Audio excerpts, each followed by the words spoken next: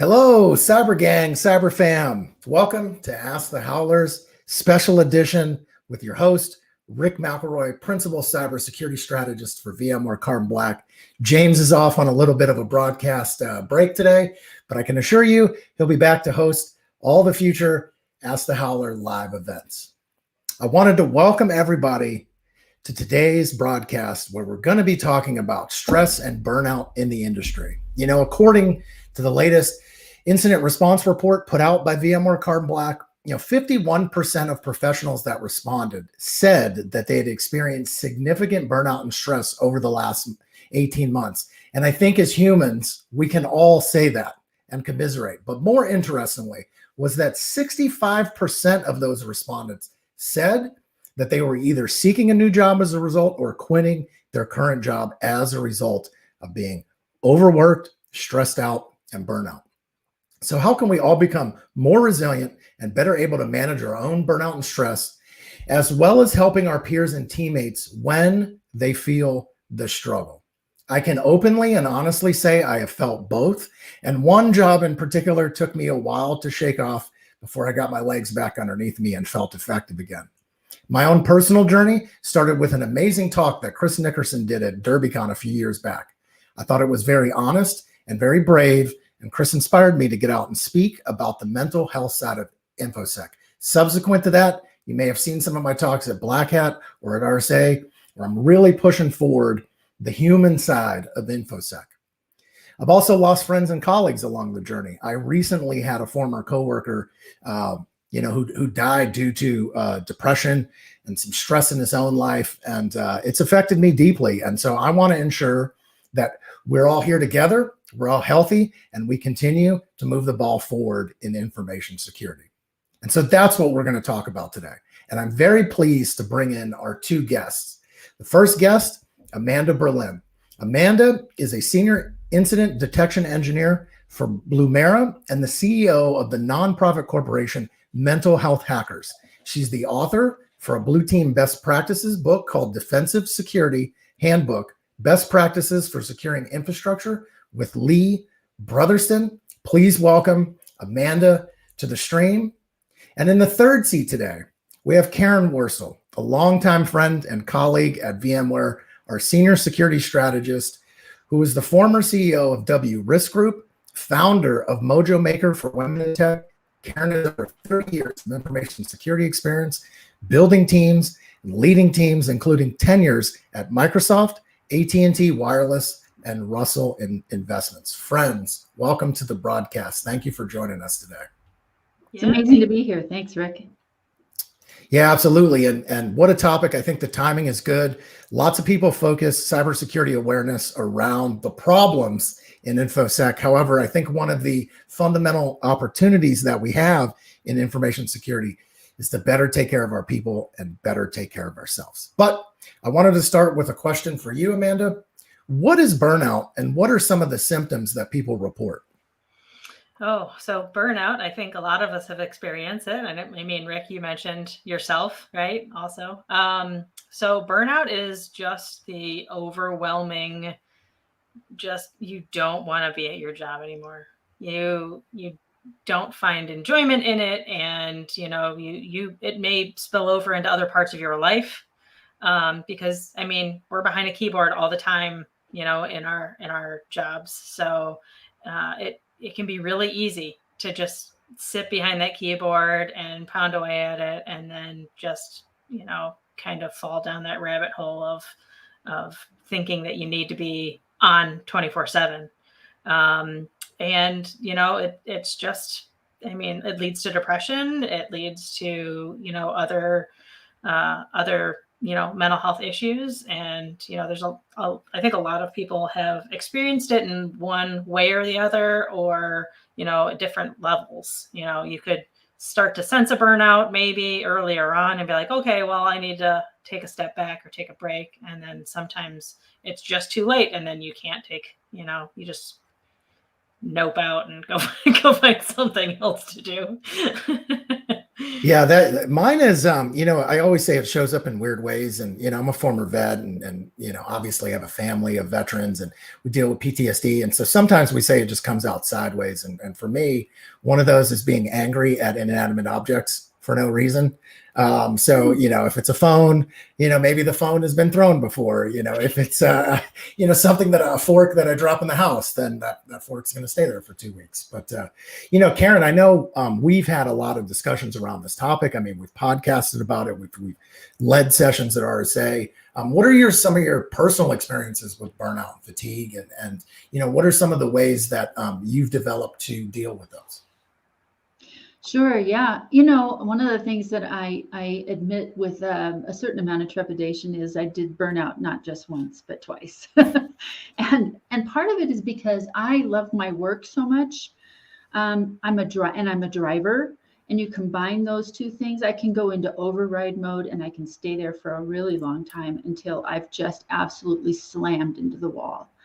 And so I think one of the experiences that I really want to share, just because it's relevant to so many people today, and that is, I was working at Microsoft and I thought that I was having a psychotic break, because I literally woke up at night hearing this voice telling me how stupid I was. I was a total fake. Everybody knew I was a fake. And I thought, oh, I'm sleeping. This must be a dream. And I get up and I hear the voice while I'm walking around the house in the middle of the night trying to shake it off. And I finally even open up my work laptop and I say, do you see these emails I'm answering? These are hard emails. I am not a stupid person. And when I realized I was talking to the voice, I called a psychiatrist and I said, I think, I really need help. He wrote out 3 prescriptions and said, there's absolutely nothing wrong with you. You're perfectly fine, a little sleep deprived. And then he handed me the prescriptions and said, welcome to Microsoft. You have no idea how many people I see just like you. Wow. That was my big wake up Wow. call, that this was a way of life for so many of us. And after I went to work at the VA as a chaplain, I took a big sabbatical, and during my career became a chaplain for a while, realized that the kind of distress that we were seeing among people, among veterans and their families coming in crisis to the VA was very similar to the kinds of distress I saw when I was leading cybersecurity teams. And so that was my turning moment that said, first of all, I have to figure out what's going on with this, because this is not just me.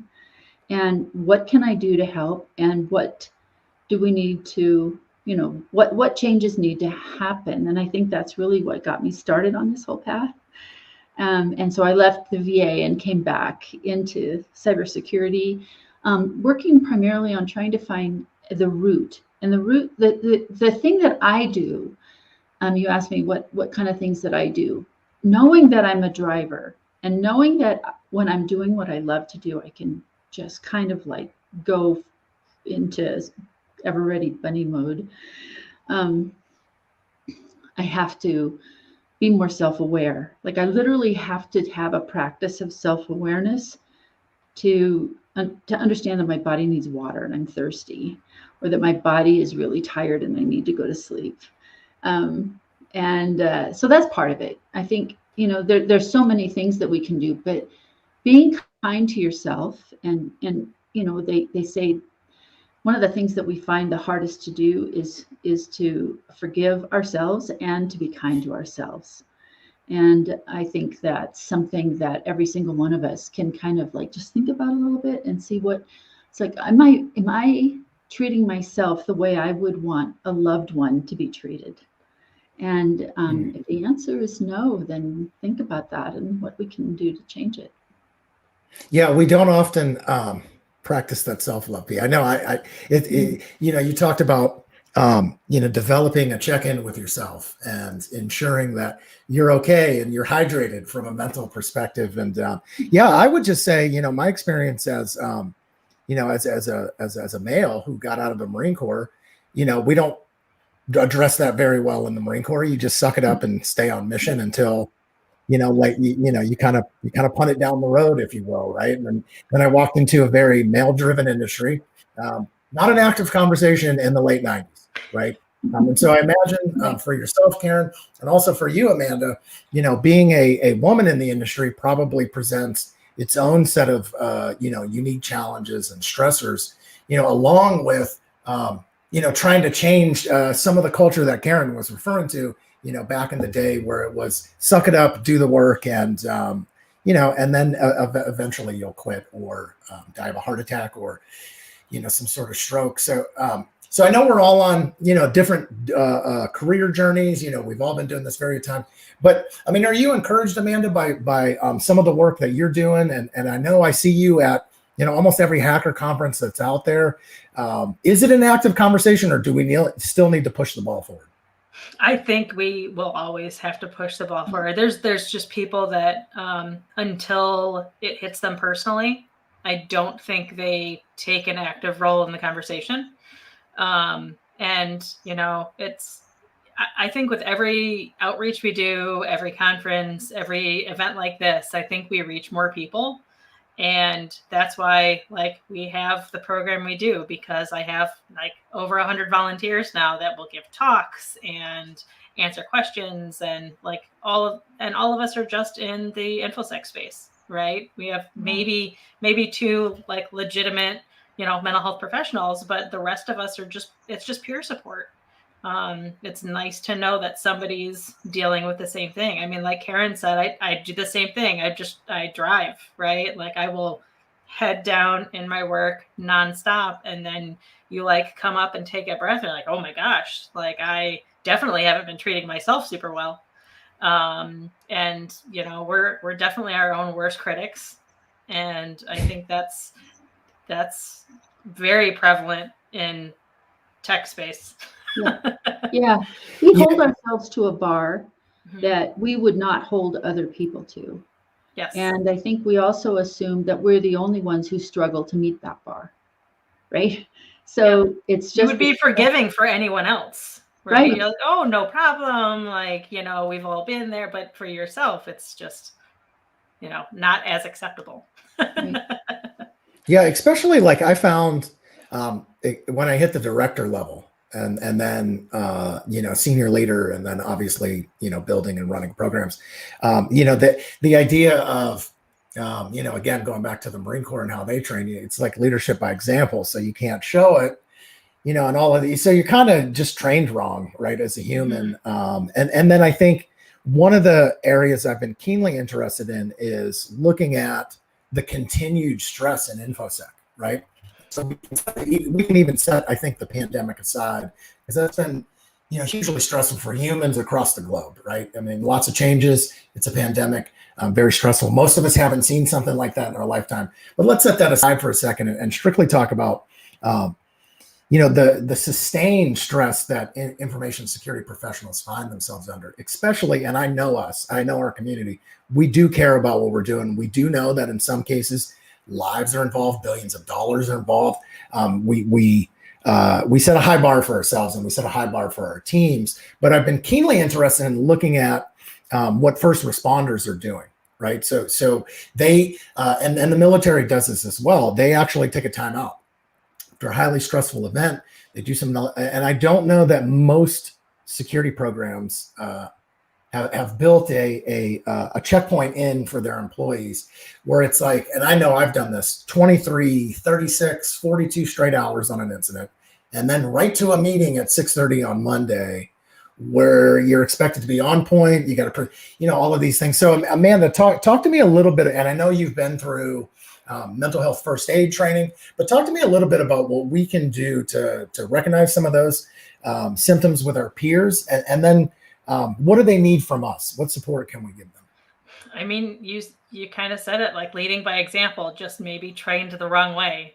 I see all the time, C-levels and directors and management,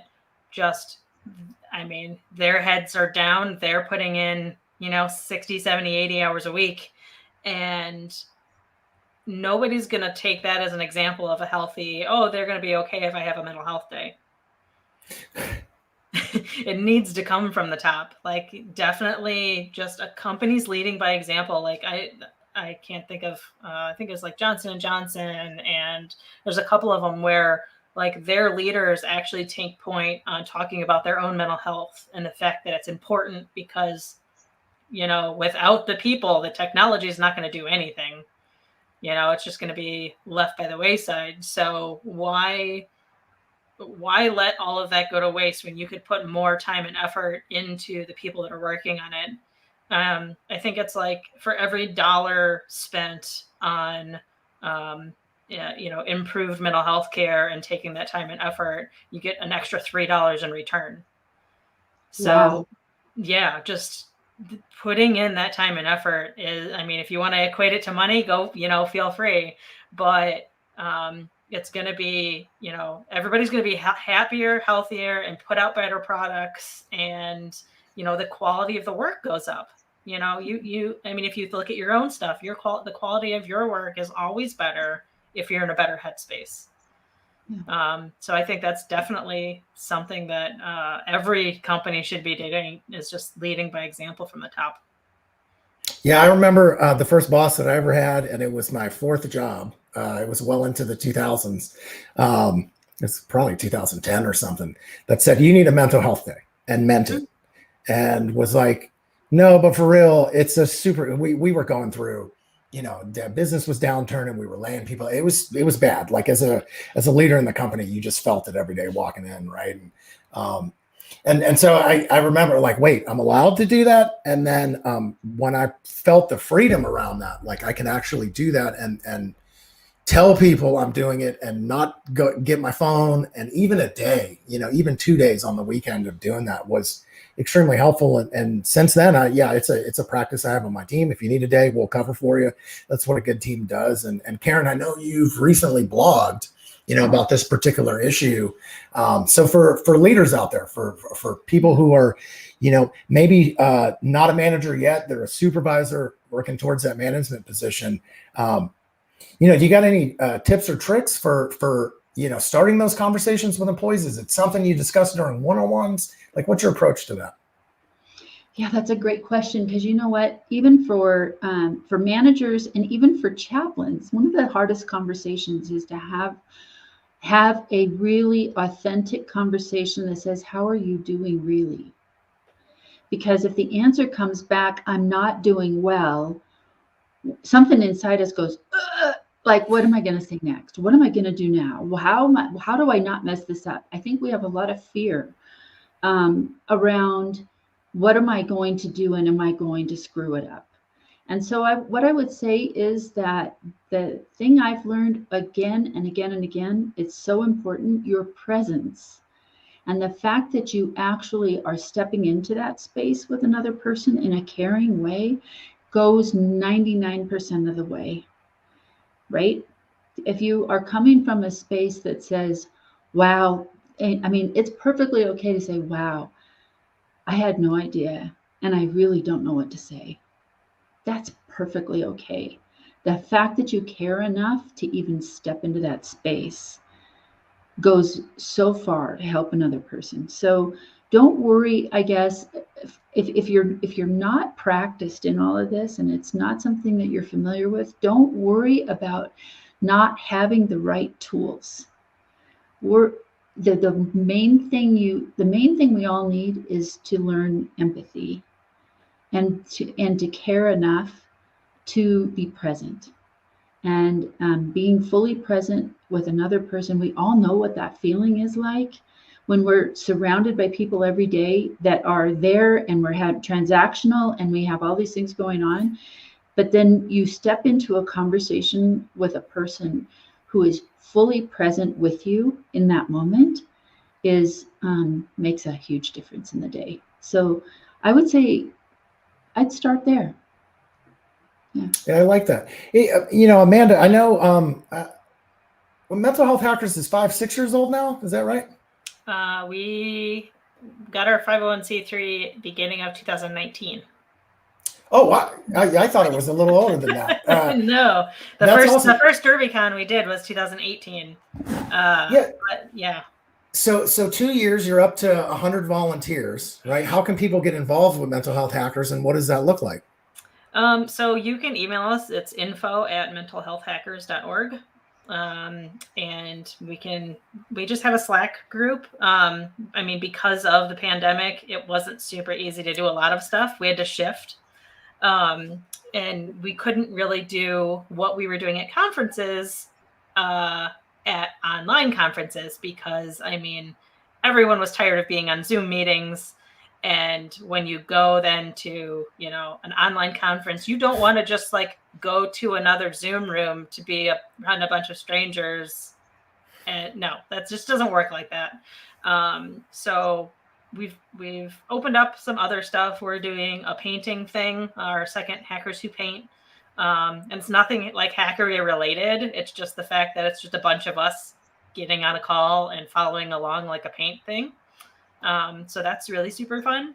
We did, just a handful of other things that you can find out. We have a Twitter @HackersHealth that we always try and come up with new ideas to kind of navigate the whole quarantine thing. Yeah, it's funny that you mentioned it's not InfoSec related.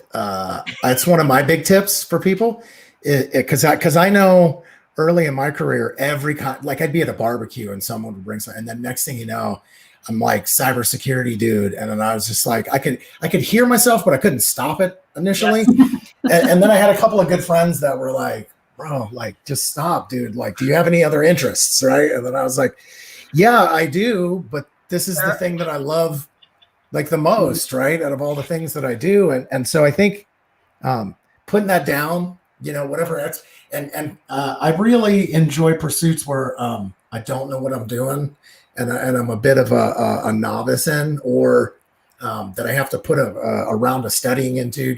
And painting, artistic endeavors are one of those. I happen to spend a bunch of time, playing poker to de-stress my mind. But yeah, I find that sometimes we do too much of it, and it becomes our identity. Versus, no, we're just a human who has a profession. We happen to love our profession and the impact that has on the world. But I think detaching ourselves from 24/7 of all InfoSec news all the time is good. And Karen, I know you've you've run programs. You certainly run nonprofits and done some amazing work for women in cyber, and pushing that ball forward and all of that good stuff. But I mean, do you find it healthy to maybe look at a different aspect of information security, or try some new things even inside the field? Like, has that helped you, deal with some of the stress, or does it incur new stress by having something that you're not necessarily an expert in? Oh, it's all, so part of my personality, to be honest, is sort of living on that razor's edge between total disaster and the thrill of something succeeding, right? And so I like that space. But what I have noticed is that I have to pay attention to how my body feels. My mind is like engaged in that topic, and I can move around in different things in cybersecurity, and I often I recognize that not everybody likes that space to live in like I do, but I have often counseled cybersecurity professionals, and women in particular, who hold back from not pursuing the things that they would find really interesting in cyber, because they think they might fail, or they might not be completely qualified to do it, and there's some fear involved. And it's like, no, go for it, right? That there's a certain satisfaction in overcoming the sense that we might not really be capable of doing that thing. And I think it'll help keep us from getting stagnant. I mean, it's possible to be bored into burnout, right? Yes, it is. Yes, it is. Go for it and try the new thing. And yes, there's some fear factor. Like, we all have that. Some of us kind of love it, and some of us are really not into it. But don't let that be the thing that holds you back. I love failing at new things. I fail a lot. So I fail it. Yeah. Ask my wife. I fail all the time. It's fine. Yep. Yeah. Me Thomas too. Edison's quote, right? I did not fail. I found 10,000 ways that did not work. Yeah. Yeah. Yeah. I thought, I found the one that worked after 10,000 Right. that didn't, right? That's Like 10,000 it's a cool, tries. yeah, it's a cool saying. Yeah, for sure.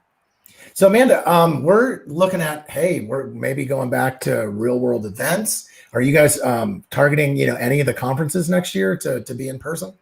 Yeah, well, speaking of burnout, I did not schedule anything, at least personally for myself, in November and December. Just unless it has something to do with my friends and family and something that's fun and not tech related, I'm not scheduling anything extra. That being said, I have other people like doing other things. So I don't remember what our next event is. I think it's in Texas. But really anything that's in person. We've been, we actually did 2 in-person events this year. We did Wild West Hacking Fest Way West that they had in Reno. And then we also did Blue Team Con. And both were fantastic, very small events, but I mean, it seemed to be really super helpful. And we did DEF CON for the first time ever, which was a disaster, but we're going to try and make it better again for next year. And we're open to doing a bunch of stuff in person. So, just depending on everything in the world going on. So if I have an event, right, and I want to bring you in, I contact you via email and make a request, and and then we get on a call and work it out. Yeah. We have all different levels. We've been anywhere from like a just little table with some information and some handouts to full blown rooms with our own talk tracks and like massages and yoga and like all of the different things. So like we have ability to do a little tiny thing all the way up till like the full blown event. We're open to doing a lot. Yeah. And I'm encouraging, VMware employees, right? So VMware is a really cool company. They have a bunch of cool programs, but one of which is they allow us, to be employee philanthropists, right? And pick causes that we care about and put our dollars behind those. And then they do 100% match on those. So any donations, you're on the approved donations list, and any approved, they will be matched by the organization, I think up to $1,000. So I'm encouraging, anybody who cares about mental health and it's what I was impressed with the most from your organization is that it's us. It started with hackers. It has hackers in the title, and there's some of my favorite people. So I appreciate that. Yeah, I appreciate that you saw an opportunity and an issue in the community and actually decided to put some work, because it's not easy to start a nonprofit and get out there. Yeah. No, not super easy. But my CFO is fantastic, and without her, I don't think I could have done it. She's got like a master's in math and is amazing. She works on at IBM X-Force, so she's that'll do it. Yeah, she's fantastic. Yeah, this is such a great team. Still a great team. I mean, I've been following X-Force since the 90s, in the 99. It's probably right. Oh yeah. Yeah, crazy good stuff. And that's something else too. I follow a lot of conversations on Twitter. I'm not a prolific Twitter user, so people can ding me on that. But I often go on there just to get a sense of like, what's happening at conferences. What are things that I don't see, right? Because I have my own experience at places, and I've seen reports of people who, one of the latest ones was the tweet I think was, "I broke my brain hacking," and then I was like, "What? This makes no sense." And then reading through it, 3-4 days locked away working on a pen test, depleting the glucose levels in your brain so much that it takes 2-3 a couple of months sometimes to catch back up. And I know I've had many friends experience the physical side of stress and burnout as well. And Karen, so I know you brought this up, and you kind of got on me, right? So VMware has this really cool program too, where they allow us to to spend up to $1,000 on our own mental health and wellness. And I think it's a really cool. I happen to be heads down working. Karen comes on board and she's like, this is what I just did. And I was like, I haven't done anything. I realized like for 18 months, I hadn't actually done anything for my own. So I went out and purchased, a rowing machine and some equipment. It is absolutely helpful for my posture behind a computer all the time and then my mental health. But Karen, talk about, where you spend some dollars and where you find, some of that wellness. Oh yeah, totally. Well, it took me about 2 minutes when I realized, I was like, really, we have this wellness benefit and we get to spend $1,000 on something that we love to do. So yeah, I have a paddle board and it's so I can get out on the water here in Colorado. That's really important to me. The other thing I do is get up in the mountains, which is why I'm up here now in the middle of the Rockies, coming to you from 10,000 feet. But change of scenery for me is really important, being in nature. Man, being out in the water, being out in the trees, being able to just smell the fragrance of the air and all of that, that's what fills my happy space. So wellness for me is and there's physiological like studies that show how that truly affects us. We are human beings. We are meant to be interacting with our environment and not in a room focused on a screen and a keyboard, where it's just not a natural environment. It's so important if you can only just get outside and get to a park and get on the grass, that kind of thing. Yeah. That's huge. Yeah. One of the, and I think we've talked a little bit about the kind of historically we all walked into the industry and it had a culture and it had all of those things. And so I often refer to it as we just ran into a buzzsaw. We didn't know, we were just doing a career. And then you're like, I didn't know that all of this stuff existed. I will absolutely credit, the influx and the amazing amount of women that are now in information technology and information security. As a guy, like I think it's been invaluable to actually having these conversations. Like I don't know that without a movement towards diversity in the industry, we would have gotten to a place where I'm up talking about my own burnout or anger issues as a result of stress or losing friends along the journey. Like it just like we did. And then we had hugs and drinks and then we ran off. But I mean, Amanda, are you seeing that positive impact as well from the diversification of InfoSec away from, sort of a white male driven industry? I think so, because if you look also at more mental health statistics, men are way less likely to report any mental health issues, but tenfold compared to women and not like non-binary trans folk.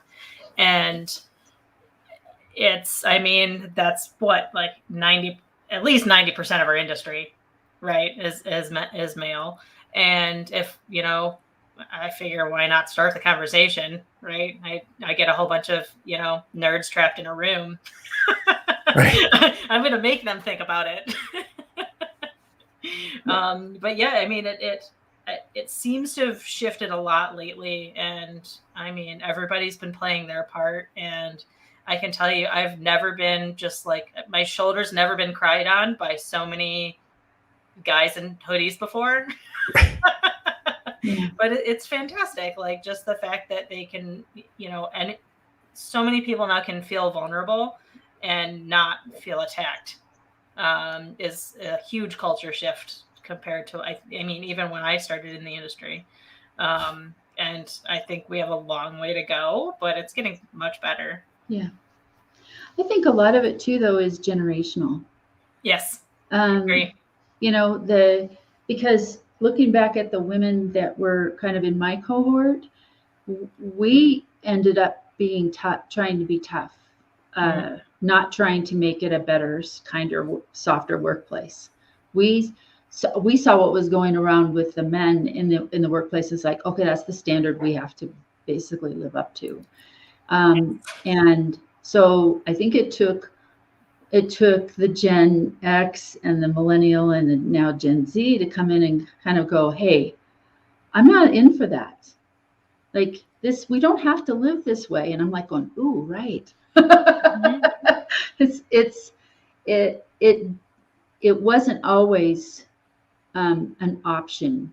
I don't think we had work cultures that were very, very driven. Um, And online cultures, like that's how I picked my handle, is yeah, because I was in information systems, and I was told I should not join IRC as a girl because I would just get torn apart. So I'm like, all right, well, if I make it this, like half the people didn't ever say info sister out loud, so they didn't realize I was a woman until like they yeah. met me in person. So yeah, you're like 100% correct. It was just like, all right, well, I could totally just act like a dude I online. I like your handle. I was going to tell you that in the beginning of it. I was like, that's one of the cooler ones I've seen. I was like, you picked a great one. Yeah, it was all just to hide the fact that I was a woman online. That's so interesting. Yeah, and look, I mean, even as a guy, like tough sledding, still tough. I mean, I love InfoSec, but we're all over the place, right? We've got trolls that are part of the community. You've got chaos actors that are part of the community. And then you have protectors and rebels and all the other archetypes that go with it. And all of our mental health is important. Yes. Which is yes. a hard thing sometimes. Yeah, and I do credit our community with flipping tables sometimes because they do need to be flipped. But other times I'm like, I don't know that we actually had to come in like a bull and flip it. I think there's some other tactics that can be used that are better than just berating and any of that stuff. Yeah. So it is nice to see. I think for me, it's been nice to see. It is starting to change. I agree with you, man. I think we've got a long way to go with that. But again, I'm a fan of conversations, and some of those conversations are tougher than others. And I think this one in particular, what I've been encouraged by are just the amount of leaders at all levels that have really embraced it, and I think are trying to add better tools into our own toolkits to help take care of our tribe, because we've lost too many of us. And I think to get to a place where we can all reasonably feel like we made a dent in this problem, we need all of us, and we need us to be healthy. And especially, as a program leader and as a CISO, I believed even if you gave me a small team, like 3 to 5 people, if I could keep that team for like 7 to 10 years, I can, like, with this team can go off and accomplish the world. If I'm not taking care of them, if other people are making their lives wonky, I want to keep like my smart group of tribe together and achieve some results. And so Karen, what can we do? Because I know we're going to start talking about a campaign that we're launching to the company, but we have all of these factors, right? We've got external factors that we can't control, threat actors, sometimes budgets, the culture, and then we have a whole bunch of things we can control. Where do you think we should be focusing our mental cycles on that equation? Sure. Yeah, that's it's so important for us to understand that there's this whole huge world of things that are outside our sphere of influence that I cannot do anything about. I care about them, but can I make them change? No. And that you could go down and make a list of that. Any one of us could make a long list of all the things we care about, but we cannot do anything about. And God grant me the serenity to understand the things that I can't change, and or something like that off the top of my head. So the focus is on like what is your sphere of influence, and I think it's actually much bigger than many of us want to believe. And sometimes it just takes a way of looking at a problem and reframing it. That, this process at my work is so messed up, it's so out of control, and it's causing you some work stress that is affecting your daily life. Well, yeah, we can kind of kvetch about the process that's not working, but actually recognize that you probably have a lot to do, that you could help to fix the process because you see the problem. Reframing it to say, I have an opportunity here to make something better, that isn't working now, and it will make things better for a lot of people. And doing what you can to bring that within your sphere of influence, and maybe even volunteering to, work on a team to make the project, to fix that process or whatever it would take. I mean, that's one of the ways we solved the whole identity and access management problem when we were at AT&T Wireless. It was, we had, I don't know, 3 weeks before we could get an account for a new employee, and we got it down to within 5 hours. But it was a process change that we decided was within our sphere of influence. We were going to make it within our sphere of influence and change it. And I think as InfoSec people, we uniquely see a much broader span of processes and things in the company that are not working. And that can cause a fair amount of background stress, just knowing that they're broken. What can we do to bring that within our sphere of influence to fix it? And that's a example of a big thing. And there's many small things during our lifetime on a day-to-day basis that we can sit down and say, you know what, I actually can do that. And it gives us a sense of empowerment and control over our world to focus our energy on the sphere of control. And the cool thing about it is, the more energy we focus on what's in our sphere of control, the more that our sphere of control will grow. So, yeah. I love that. I like what you brought up there, reframing. I was just having a conversation with a mentoree this morning around, because he's having a particular issue, and he's new to this, cyber, and then I was like, yeah, sometimes you have to just reframe it a bit and look at it, ask yourself some intellectual questions, and then kind of look at it and say, who could I have been different to drive a different outcome, especially if you're leading a project or an effort or whatever the case may be. And it's like, yeah, there's a million reasons, but I think ultimately, like, having just a bit of self-reflection to go like, what could I have improved? I'm sure there's always opportunities for the world to improve, and I certainly point them out enough, but I can't, right? And so I know for me, Karen, one of the things I've had to be very mindful of is like news consumption, and so and also I would say content consumption in general. I don't like things pushed at me. It's not working for me. So even the way I use mobile devices, the way I am online is massively different than if you said, 2001, 2000, it's just massively different. And the amount of time that I set aside to not do that, right? And then I have purposeful time where it's like, go read InfoSec news, ensure that, but even with, LinkedIn, I'm on there all the time, but it's a couple of times a day for minutes. It's not constantly all day, which I don't think is helpful. Amanda, any tips for?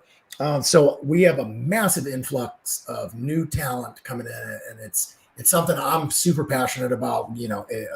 Obviously hyping up cybersecurity, doing these things. What are some realistic? What's some realistic advice you can give to people who are seeking a career in InfoSec, or maybe they're 1 to 2 years into their journey and they're butting up against, a lot of these stressors? Find another hobby that doesn't involve technology and do that hobby. Like the pandemic, I think, brought out a lot of new hobbies for a lot of people. But whether we're locked indoors or not, I think, something that you can get your mind off of, all the worry that you may have, or stresses that you have from work or family or whatever. Find something that just really, really just brings you joy. And I know what has helped for me is just maintaining a really good schedule. So I just know I have to get so much exercise in per day. And, I go right in the morning, and then I add meditation, and I just drink a lot of water. So just like compound, it's like defense in depth, but for your own mental health. Oh, I like that. Yeah. I love that. Adding a bunch of things together just to kind of make you a little bit happier here and there. And Yeah, I mean, I started drawing over the pandemic. I've always loved being outside. So at least once a year, I go away for a week and do not take my technology. Like no laptops. I'll take my phone. Right, I won't be on it for much. But yeah, just someplace that doesn't have cell signal. Those Yes. are my recommendations. I agree. I do fishing trips, and then I live next to a desert, so Yeah. it's easy to go camping for 2 hours or go up to the mountains and then just go like that's happening. And to be fair too, I have wonderful colleagues like Karen and TK and others that kind of pick up the slack when we need to, and yeah, it's just nice to be part of a team that hey, we got you, like no problem. Take the time off, and yeah. Karen, any advice for new InfoSec folks? I would offer this, and it tees off something you said, Rick, about the way that you've kind of turned off the news cycle. The world wants you. The world demands that you care about everything, that you care about the climate, that you care about extinction of animals, that you care about overcrowding. I mean, it just goes on and on and on and on. And remember that those things are mostly outside our sphere of control, at least on a global scale. The world grabs you by the hand. I read this somewhere else. The world grabs you by the hand and says, care about this, care about that, care about this, care about that. And then you have all these things at work that you have to care about, right? And we have to remember that sometimes we have to pull our hand back and put it right here and said, this is what I care about. And it's really okay to do that. That you have many, many, many things pulling you away from going here and remembering that care here and caring about yourself and the things that are in your heart are the most important thing. That's really okay. Yeah. I love that. Yeah, I recently had to do that. My wife and I, we have some of my son's friends that have honestly been having a lot of mental health challenges, and we were just over. We just got to. I was like, we're way overextended. Our buckets are empty, and so we had to put our own mask on, take a little bit of time to fill our buckets back up because it was just we're trying to draw from the well, and I was like, there's no water left in that thing, and so I think even having some self-forgiveness that our buckets grow and wane sometimes, and to your point, have to be refreshed and all of that, I think is a big piece of advice that I say is it's a marathon, not a sprint. Don't treat it like it's a sprint, because I did, and you will have all kinds of issues along the. I have friends who almost stroked out. Their doctors told them to quit the industry. Again, I've had friends that checked out, of life and all of that stuff, and so I think just keeping a healthy eye that you're going to fail, and it's going to happen multiple times. I continue to do so on a daily basis, and it's fine. And you can. We're still standing. Yeah, and you can continue to get rewarded in the career. Yeah. That's the next conversation. We could just all talk about all the failures. Oh, I was actually saying, we should just do a funny failure hour-long podcast, and then I'm sure we would have endless great stories, right? Yes. It'd be all the life outtakes. Yeah, exactly. I mean, one of my main failures in life actually had to do with VMware. So, hey, I'm not shocked. I've had a few failures with gear along the way, and they make a lot of it. Yeah, yeah. Well, listen, we are wrapping up, and it bums me out because this was a great conversation, but got to let everybody get back to work. But as we're closing, I'll start with you, Amanda. I'm going to point everybody to mentalhealthhackers.org. There's a ton of great resources on there. I'm going to continue to promote those resources and a bunch of other ones from folks out in the community who are doing well on my LinkedIn, on my Twitter. You'll see that over the course of the month. Resources and links. What are some places people can go to get some more information? So one I like to point out is NAMI.org. It's NAMI. It's the National Association for Mental something. I don't know. It's very good. They're very good with their mental health resources. And then also workplacementalhealth.org is actually run by the American Psychiatric Association. and you can find really good resources on building mental health programs as an organization. Love that. Karen? I would just ask well, first of all, stay tuned to our channel, because I think we're going to be having more things that we're going to be talking about in this arena. And the other thing I would just ask people is to remember to treat yourself as somebody else you love and care about. I love that. On behalf of myself, Amanda, thank you. Karen, thank you. To our audience, thank you for who you are and what you do. Our job is important. And remember, we got to take care of each other, because no one else is going to come do it for us. So it's incumbent on all of us to extend some empathy, to extend some caring, and to Karen's point, treat others as you would treat someone that you actually care and love about. Thank you so much. And we will see you for the next Ask the Howlers Live next month. Thanks so much, everyone.